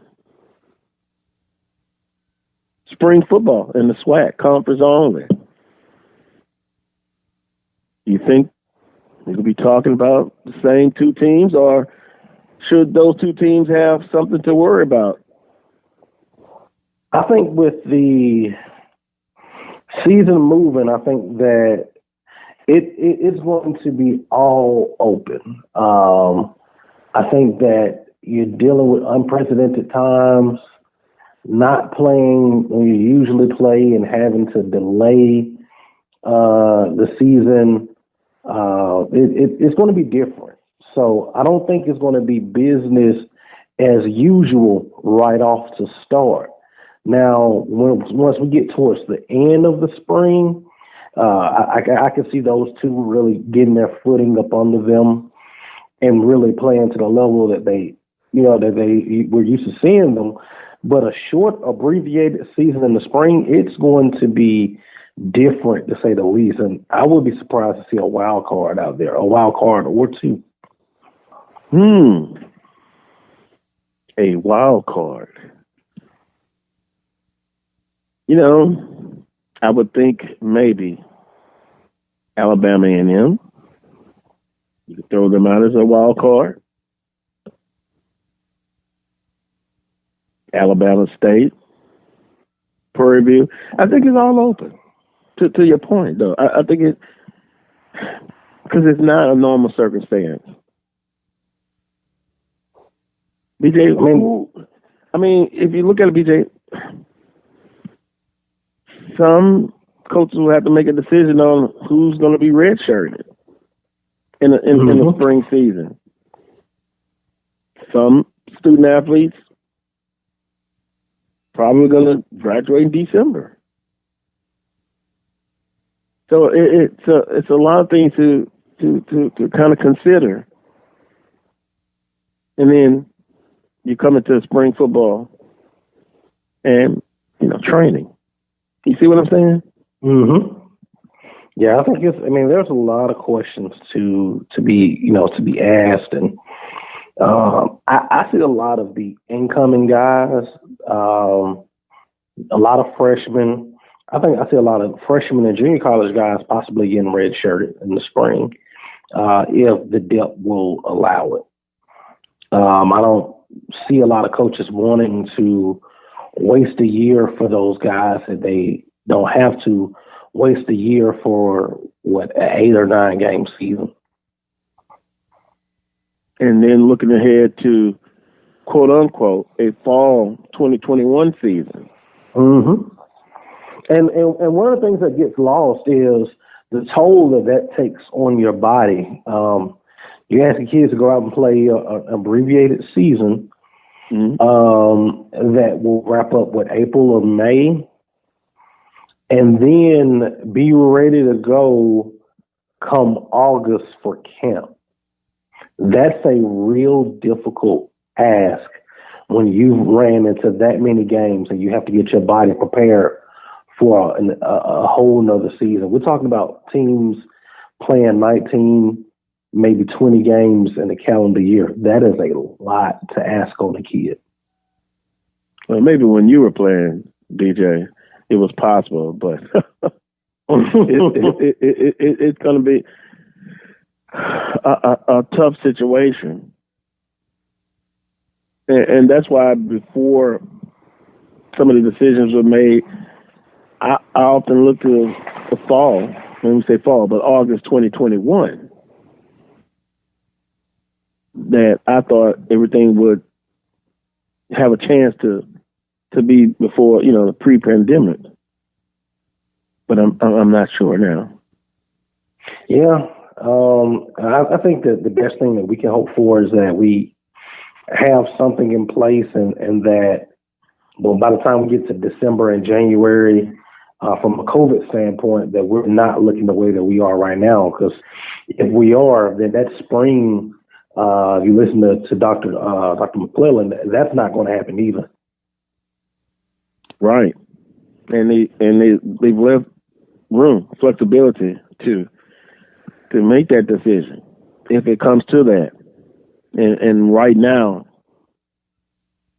if I'm a betting man, you don't like what you see. No, going on, and basically, northeast, now southeast, now spreading to the west again. It's kind of like recycling. It flattens a little bit, then boom, and there we go again. It's spreading again. Now some places are getting it for a second time. Mm-hmm. It's gonna be a tough situation.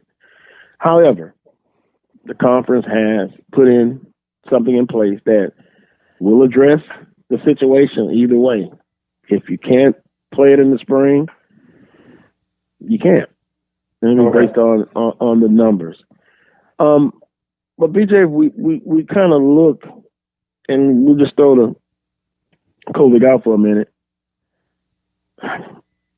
Alcorn State, very successful. Mm-hmm. And we're talking about football. Southern University has been successful. Hadn't got over the hump, but it's been right there. Then you've got other teams that would even like to be in that position of having an opportunity to play for a championship. So if we could fast forward to say 2021 and be beyond, should one continue to believe that Alcorn State is still the program to beat football wise, or can someone else step up and get into that place? You roll with the man into someone that's proven that they can beat the man. And Alcorn, they usually drop a game during the season, but when it counts, we've seen them drop one to Grambling in the hole. We've seen them drop one at home at Alabama State. We've seen them have an inexplicable loss to Arkansas Pine Bluff. But when it counts, they're on. So I think you would have to roll with Alcorn State until someone shows that they can beat them when it matters. Mm-hmm. Southern University. Southern University, right there. Fan base, thirsty, jumping at the bit to get there. They're right there. How can they make the next step? The biggest thing is, if you look at Southern and Alcorn, the losses have come due to maybe 4 or 5 plays during the ball game. Southern has to find a way to make those plays in the ball game. I think that Southern fans could deal with it better if Alcorn, just curb stomped them. Then you can say, well, we're a ways off, but there are 4 or 5 plays in both championship games and both regular season games where Southern didn't need for all 4 or 5 to go their way, maybe 2 or 3 to go their way, and it's a different outcome. Southern just has to keep pushing. Keep pushing. You're at the door. You're knocking on it. Kick it down. Kick it down. And I think that's the frustrating part if you're a fan of Jaguar Nation, because you've been so close. Because you've led Alcorn in the fourth quarter in both championship games. I think that's the frustrating part. Is there any such thing as, I know you hear the discussion about talent. Literally somebody almost got jumped on after the October game when, they gave their opinion the talent is just, it's a big difference in talent. No. You can talk about schemes. You can talk about even coaching. And as you said, play here, play there, 4 or 5 big plays. Do you think that the talent situation, is that just foolish to even bring that up? That there's a big difference in talent? I think that in certain spots, Alcorn's talent is a lot better than Southern's in certain spots. But overall, the talent levels are very close. If you look last year, particularly in the secondary, Southern didn't have the talent in its secondary that Alcorn had. And Southern didn't have a Javian Morrison. Southern didn't have a Quintero Cole back there in the secondary. Now, what Southern has in the secondary got better as the year went on, and Southern didn't have those playmakers. As a linebacker position, Caleb Carter is an outstanding linebacker. I think that whenever we start back again, he'll be a first team all Swac guy. And then you had him paired up with a kid that wore number 1. His name escapes me right now. Southern didn't have a Solomon Muhammad at that linebacker position, like an X factor like that. So I think it depends on where you're talking about. I think from the offensive line standpoint, Southern and Alcorn are right there with each other. I think from a defensive line standpoint, I actually like Southern's guys a little bit better. From a receiving core standpoint, I think that Hunter Register and Chris Blair are pretty much the same guy. I'll give Alcorn a slight edge with some of the guys, LaCharles Pringle, McNair, both of the McNairs. But Southern's right there as a running back position. I think Southern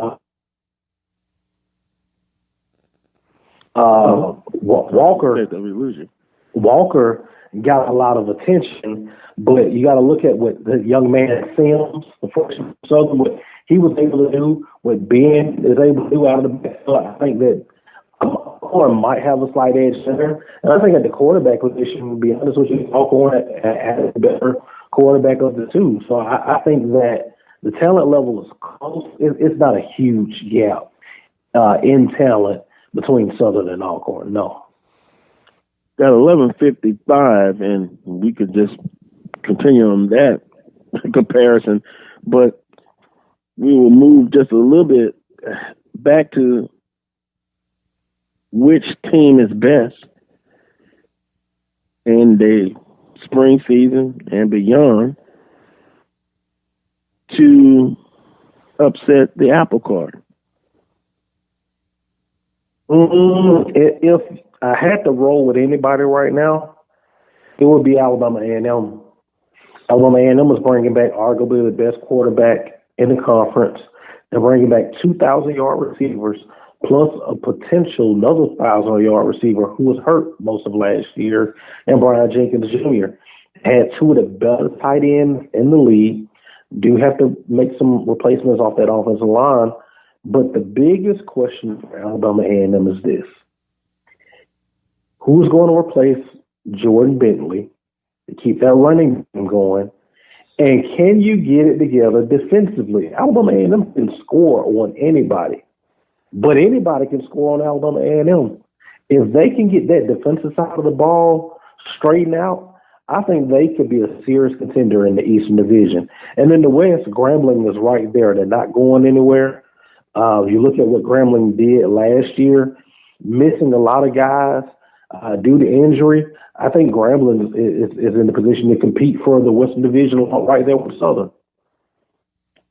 And you know, BJ, and I'll try to put all of this in one question. Listeners are talking about a huge gap in quarterback coaching and offensive coordinator play calling.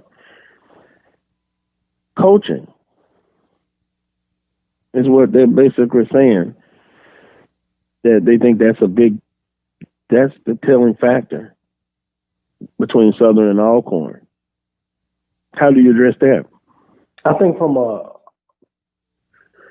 the offense coordinator from Southern has always been the scapegoat. But when you look at the ball games, if you look at the film, a lot of that problem wasn't play calling. A lot of that problem was decision making from the quarter execution of said plays.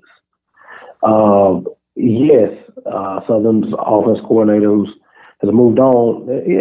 You can pick holes in this game, but when it came down to it, the executing of the plays made a huge difference. That pitch where Solomon Muhammad, where Southern was going in to score, and Solomon Muhammad picks off the pitch and runs it all the way down to the 2-yard line, that has nothing to do with play calling. That's execution. The halfback pass where Ben should have pulled it down and ran it, and instead of throwing it, he had in his mind, he's made up, I want to throw the ball no matter what. When it was there to be ran, that's execution. That's not play calling. But that was a horrible pass. I don't know, BJ. To me, because you had just had a beautiful mixture of driving down there, and you forgot. I mean, I guess it's one of those plays. If it works, you're a genius, and if it doesn't, then you're talked about. Mm-hmm. You know, have people on the radio screaming like I was. But anyway. I understand it. I appreciate your insight on this and perspective. You are the football guy. We'll have to continue this at another time. I hear the music in the background. That means time is up. And this has been an interesting show. Discussions are all over the place. As always, continue the discussion after the show. But have a great weekend, BJ. We'll talk again real soon. All right, looking forward to it. All righty, no problem. Want to thank Coach Sean Woods, Corey Diaz, Coach Van Pettaway, and Brandon B.J. Jones. Quickly, Sunday night, Dr. Prince, who's the guest?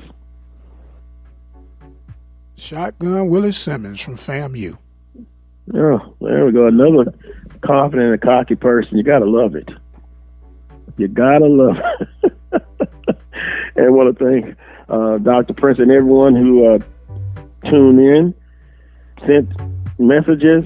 Let the conversation continue. Until next Saturday at 10 a.m. for another edition of the Carlos Brown Show, heard exclusively right here on the Open Mic Broadcast Network and Spreaker.com. Continue to be safe, and as always, peace and God bless.